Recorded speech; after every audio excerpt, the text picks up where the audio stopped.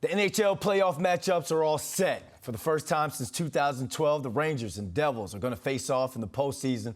So we're bringing back Jonny Lazarus. He's the Rangers beat writer for the Hockey News, and he's a UMass guy. And he's going to break down the Battle of the Hudson from the New York side of things. Jonny, thanks for joining us. Thanks for hopping on. Before we even talk about the actual series, let's talk about momentum. The Rangers won 5 of the last 10 to finish the season. As you know, you want to be playing your best hockey going into playoff time. So where is this team momentum-wise heading into the playoffs?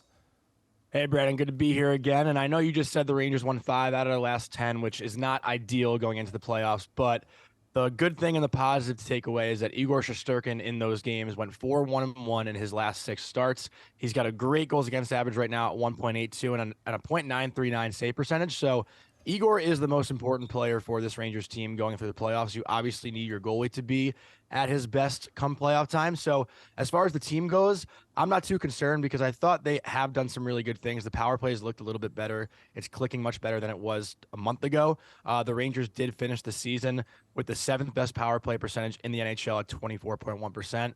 They're scoring goals. They're keeping pucks out of the net. I know the wins aren't necessarily there, but to that same point, they weren't really playing for much. They knew their destiny was set in that 3rd seed in the Metropolitan Division. So I think they'll be able to ramp it up once the playoffs do start. All right, let's close the door on the regular season. It's playoff time now, so the first 2 games of the series are at the Rock. The Rangers are 24-9-8 on the road this season. That's 9th best in the NHL. So break down what they have to do to steal a game or 2 at the Prudential Center. Well, similar theme. It's going to be Igor Shesterkin. He's got to stand on his head because this Devils team is very talented offensively. Jack Hughes, Jesper Bratt, Timo Meier, even on the back end, you got Dougie Hamilton. This team can flat out play offense. And for the Rangers, you got to be physical against these small, shifty forwards. Jack Hughes and Jesper Bratt do not like to get hit. I mean, let's face it, not many NHL players do like to get hit. But Trouba, Lindgren, those physical guys in the back end need to establish their dominance early on because once Jack Hughes and Jesper Bratt know they're going to get hit whenever they touch the puck, they're going to be a little bit more hesitant to make some plays. So I think that's the biggest thing for the Rangers early on is throwing the body, establishing their physicality because the Rangers aren't necessarily a physical team, but you have to play physical to slow down a very fast team like the Devils. So that's the key to the Rangers games 1 and game 2 on the road in New Jersey, although it probably won't be much of a road game because the Ranger fans do travel well across the Hudson to the Prudential Center. So I think it's going to be like a 50-50 split as far as fans go, but man, that energy is going to be top notch as far as playoff atmospheres go.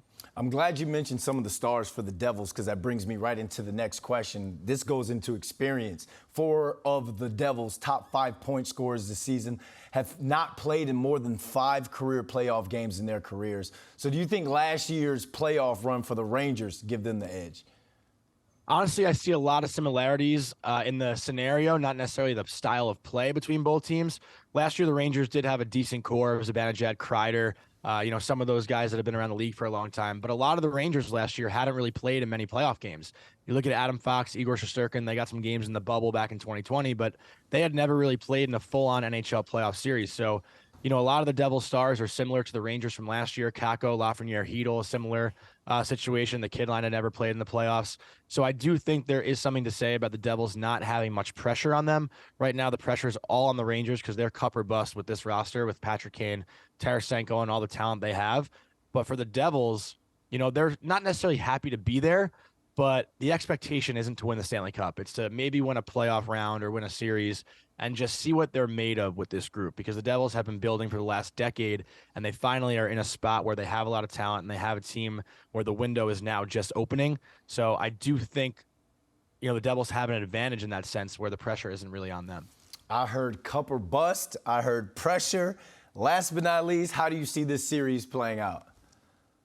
Oh, man, I've gone back and forth with this all day. I do think the Rangers close it out in 6 games, but I do think the Devils come out and win game 1. The Rangers right now, they still have some line shuffling to do, although they have had it somewhat set the last couple of games. That first line with Tarasenko, Kreider, and Zibanejad, the second line of Panarin, Trocheck, and Kane. Oh, excuse me, I'm sorry, I'm wrong. It was Kane, Zibanejad, Kreider, and Trocheck, Panarin, Tarasenko. That line's been really good, that second line, but Gerard Gallant always does shuffle the lines, so I won't be surprised if he does that early on in the series just to see how things play out. The Devils have been super good at home all year long. I think the Devils will come out with the jump, with the speed. The Rangers are going to have to weather that storm.